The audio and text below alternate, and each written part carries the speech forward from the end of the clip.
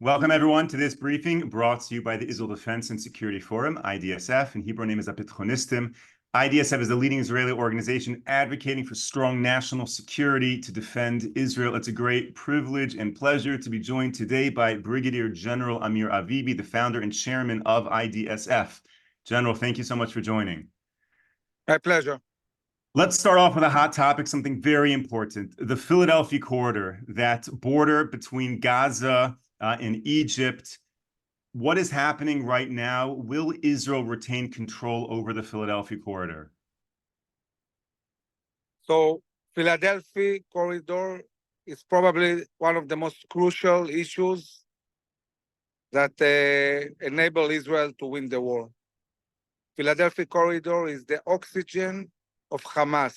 We have along this corridor more than 20 huge tunnels, some of them a few stores underground, and all the weapons, the technology, the know-how, everything is coming from Egypt into Gaza. It has been like that since Oslo, basically, since the 90s, but it grew a lot after the disengagement. And the ability to prevent from Hamas its buildup, the ability to prevent them from taking the hostages into the Sinai Peninsula and from there to Iran, depends on controlling Philadelphia. So the IDF took control of the whole corridor, and every day the IDF is expanding this corridor into Rafah, really cleaning up huge areas in order to create a perimeter that will enable the IDF to control in a way that won't be dangerous for the soldiers. And to do that, you need a very big perimeter. It's not enough to sit on just on the corridor itself. And so this is undergoing. But there are talks, and there are some people who think that in the long term we should not stay there, that maybe we can put some technology underground and ask the Egyptians or maybe international forces to control this place. And we in IDSF, we think it's irresponsible, it's not serious. There is no way to prevent smuggling of capabilities and weapons without boots on the ground. We cannot reinvent warfare. We cannot reinvent how to secure borders. And I'm saying it as somebody who commanded for 2 years the Egyptian border from Rafah all the way to Eilat. We had every night, we had attempts to smuggle, and some of them even were successful. But when you are boots on the ground and you operate, you make sure that these attempts are foiled most of the time. And if something goes in, okay, it's not a whole buildup. It's something maybe very specific. But leaving the corridor and creating the same ecosystem that was before with endless amount of tunnels, it's really crazy. Now, we have to understand that Egypt, all this year was fully aware of what was happening in this corridor. Not only aware, but people got billions of dollars. It's a whole enterprise. There is no motivation on the other side to prevent the smuggling. So how we can put the trust on Egypt and Gazans? It doesn't make sense. So we are now fighting fiercely any idea of leaving Philadelphia corridor. We are saying clearly it will endanger the hostages who are not going to be released if there will be a deal. And of course, it will enable a buildup of Hamas in a way that will make everything we fought for, all the achievements we had till now, not relevant. Thank you, General. Let me ask you a question. In the years prior to the disengagement of 2006, IDF soldiers were dying in Gaza. So if the IDF maintains a presence in the Philadelphia corridor, would it look like those years before 2006, or will things be different now? No, it's not supposed to look like before 2006. It's supposed to look like before 1994. We have to remember that between 67 to 94, Gaza was a non-issue. Gaza was at the Stone Age. It didn't pose any serious threat to Israel, even if they threw stones occasionally. They were in the Stone Age. The big change was in Oslo when we handed the cities of Gaza to the Palestinian Authority and decided not to operate in them anymore. They did a huge buildup of power inside the cities that took Gaza basically from the Stone Age in 1994 to rocket shooting in 2001. By 2004, we completely lost control of the Gaza Strip, completely. And this was still under Oslo and before the disengagement. In 2004, 10 years after Oslo, we had to operate with whole brigades, APCs, tanks, snipers, endless amount of attacks. And you cannot hold Philadelphia just by controlling a road and having a whole city behind you that poses danger. So once we destroy Hamas as a military and governmental entity and continue to operate daily in all these cities to really degrade the capabilities of the terror infrastructure, in this reality, soldiers will be much safer, operations will be much simpler, and every day that will pass, they will have less and less terror infrastructure. So this is what we need, and this means we have to stay in Gaza, pretty much probably permanently.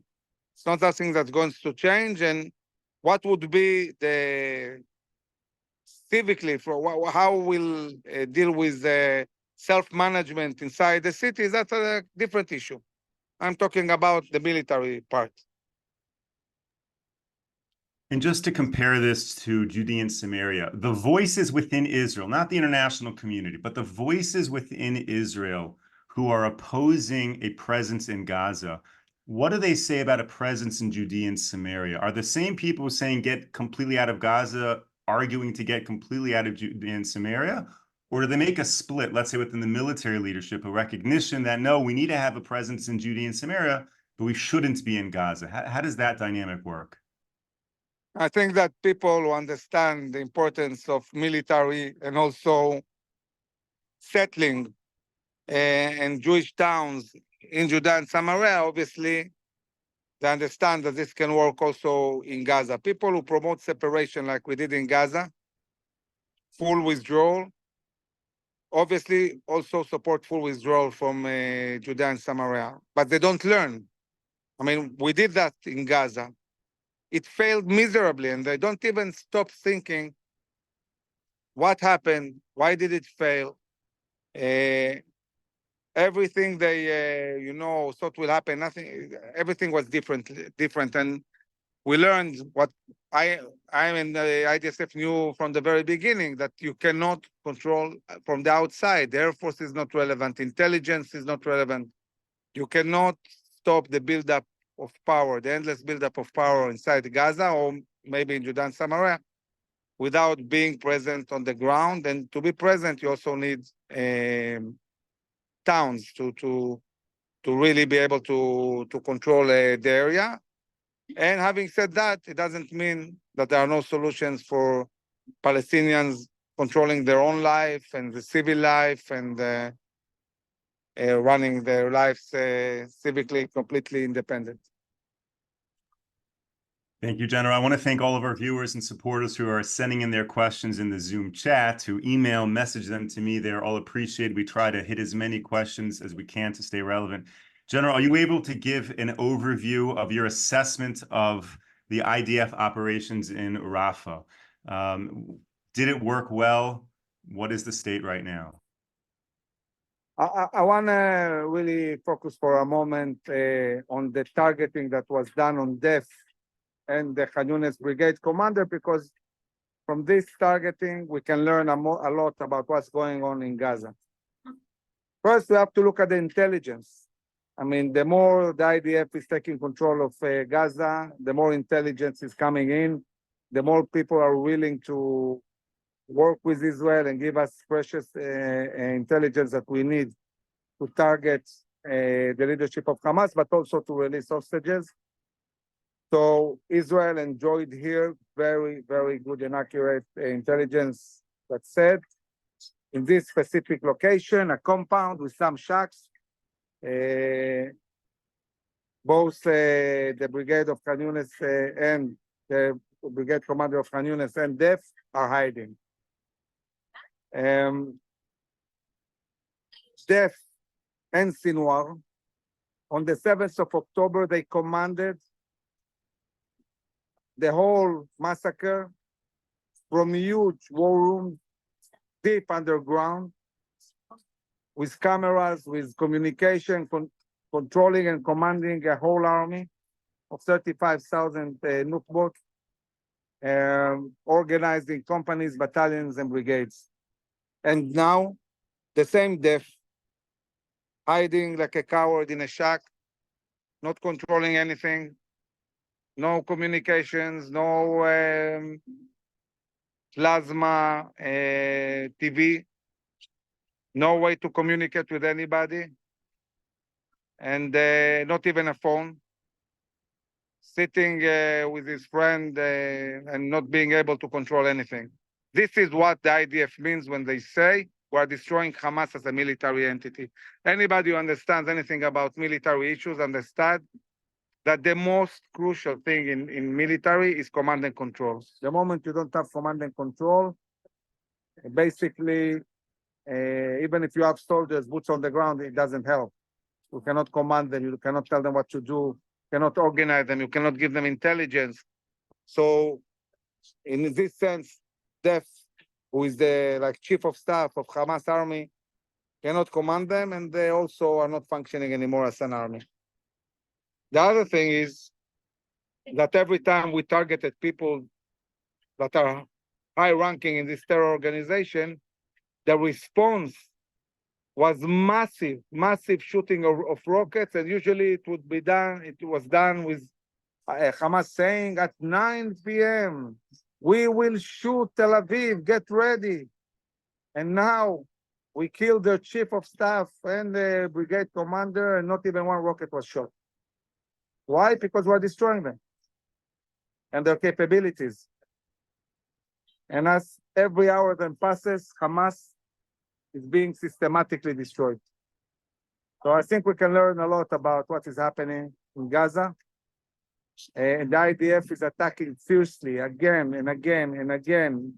We raid places, we attack with the Air Force, we kill hundreds of terrorists, forces go back, train, get ready for the next operation, and again, go in again and again, until the whole Gaza Strip will be cleansed.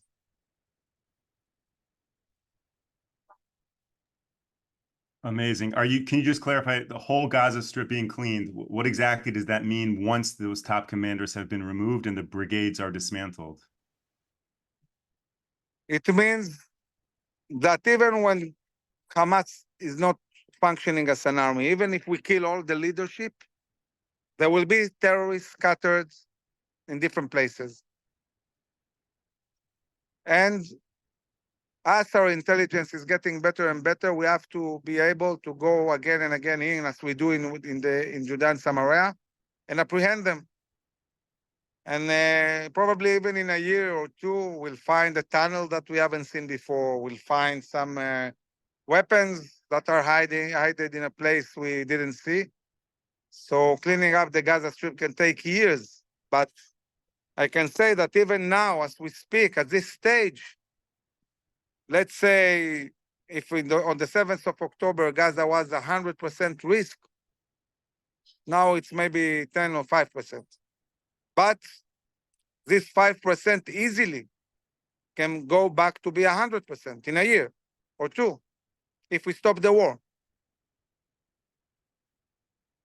Last Friday, I sat in the evening in Channel 13 with one of the generals, and he was saying, we need to stop the war. We need to stop the war. He had 7 different reasons why we need to stop the war. We need to stop the war because of the hostages, he says. We need to stop the war because if we stop it in Gaza, the Hezbollah will stop shooting.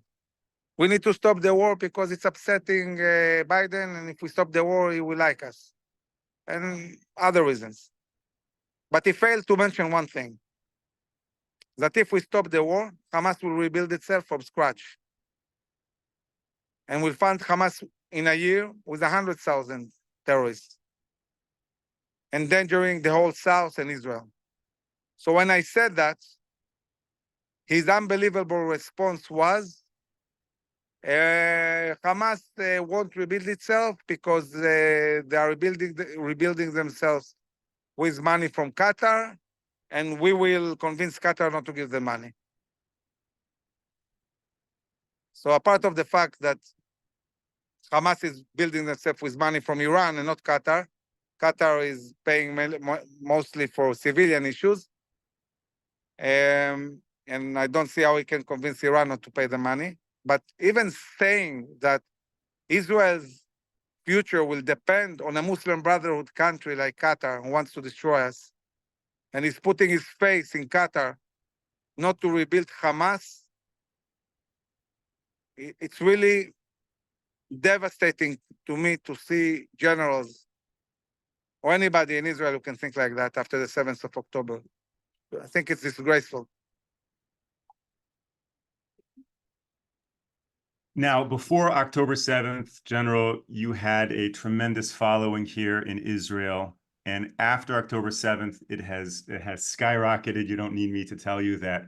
I'm curious to know, on the upper echelons of the IDF and in your conversations with the Prime Minister, is your viewpoint really taking hold and spreading? Or are there, like these generals that you just mentioned, that still have an enormous level of respect in the security community and are pushing for goals very contrary to yours? So I think that the Prime Minister 100% trusts our views, and he doesn't listen to other generals. He gets, of course, the recommendations from the Army and the Minister of Defense, but when he wants to really consult, he consults with us, and this is a huge change. We consult also the Minister of Defense, but he consults also with other generals, and he doesn't see things completely the way we do. And the leadership of the Army, I would say that the top leadership feel intimidated by us because we saw the war coming. We knew exactly what's going to happen. They failed. So it's not easy for them to deal with that. But when you look at the division commanders, brigade commanders, battalion commanders, the warriors, they all look up to IDSF, admire us, listen to us, and state all the time how important it is for them, this voice, and ask us all the time to continue and be more and more dominant on the media, on social media, and of course, working with the decision makers. That is amazing to hear. Now, the investigations that are coming out about the IDF failures on October 7th, what are your thoughts to that? How should our audience in America be responding to those reports that are beginning to come out? So the way the investigations are done at the moment, it's professional, specific investigations the Army is conducting internally. And the way the Army is doing it, they divided it to many different specific investigations. There are investigations that deal with specific towns that were attacked to understand what happened in a specific town. So the first investigation that was released was the investigation about Be'eri, really one of the most devastating attacks Hamas did. And the Army will continue and investigate all the towns that were attacked and present first and foremost the results to the community itself. And the Army knows they cannot play around, and they come to families that have parts of the family hostages, or parts of the family were killed, or their friends were killed, and their towns were raided. They cannot present an investigation that is not 100% accurate. So this is very sensitive, and the Army is trying to do a very thorough job in investigating these issues. They also know that every investigation will go public, and they need to gain back the trust of the Israeli people, and they need to be very, very accurate. There are investigations that are more general. Intelligence failure, the barrier failure, the technological failure, command and control failure.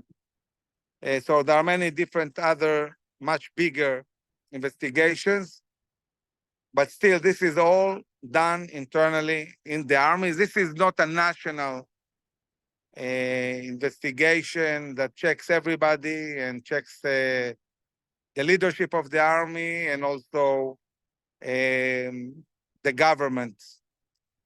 So, and I think that really dealing with this on the national level, we need to wait. We need to wait until the end of the war. I don't think we can take now all our politicians and leadership of the army and invest their time in dealing with investigation instead of winning a war. We need to win the war first. Time will come when we'll have to do a national investigation and choose the methodology how to do it. Sure. I want to remind all of our viewers who are sending in questions that we appreciate the questions, the feedback. And if we don't get to your questions, your thoughts, your comments in the briefing today, you are, of course, encouraged to email me, moshe@idsf.org.il. A lot of things come in the chat, and we can't always reach everything while we're live here. General, I want to shift gears for a moment, and let's look what is happening up north on the Lebanon border. What update can you provide in terms of Hezbollah? The situation in the north has not changed. There is still exchanges of fire. The IDF is attacking constantly, degrading Hezbollah's capabilities, but also Hezbollah is attacking military positions, and not only, by the way, in the Galil, but also in the Golan Heights. I think that the shooting of Hezbollah in the Golan Heights took Israel by surprise. They didn't expect it. And the situation there is not easy at all. And it's obvious that we are moving towards the moment where we have to take a decision and act. And it's crucial who attacks first. Crucial. And we think that definitely Israel needs to be proactive and deal militarily with Hezbollah and restore security in the north. And how does the timing in Gaza affect what we could see up north? Is there a connection between the end of the war in Gaza and the beginning of something with Hezbollah? There is no end of the war in Gaza. For many years, it's not about the end of war, it's about how intensive it is. So I think we are reaching the point where we will be able to leave much less forces to continue the offensive in Gaza and send most of the forces north. And this is the moment where Israel needs to decide its strategy about the north. Thank you for correcting that. That's a very important distinction. In terms of the north, what is really the push for Israel to deal with Hezbollah? Is it all of the Israeli citizens who are displaced from their homes, or is it kind of an existential threat of what Hezbollah could do? Hezbollah is able to shoot all the way to Eilat, poses a threat to all of Israel. But of course, the fact that we cannot bring back tens of thousands of people home and let them face a danger like the people in the south had with the Nukba, we need to push Hezbollah out of South Lebanon. We cannot have terrorists on our border.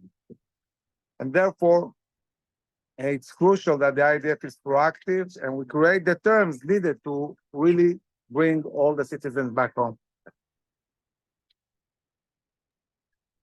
Brigadier General Amir Avivi, founder and chairman of IDSF, thank you so much for joining this briefing. Thank you to all of our viewers and supporters for tuning into this briefing. We will be back with you tomorrow, 10 a.m. Eastern Time, 5 p.m. here in Israel. Until then, stay safe, stay strong. Take care, everyone.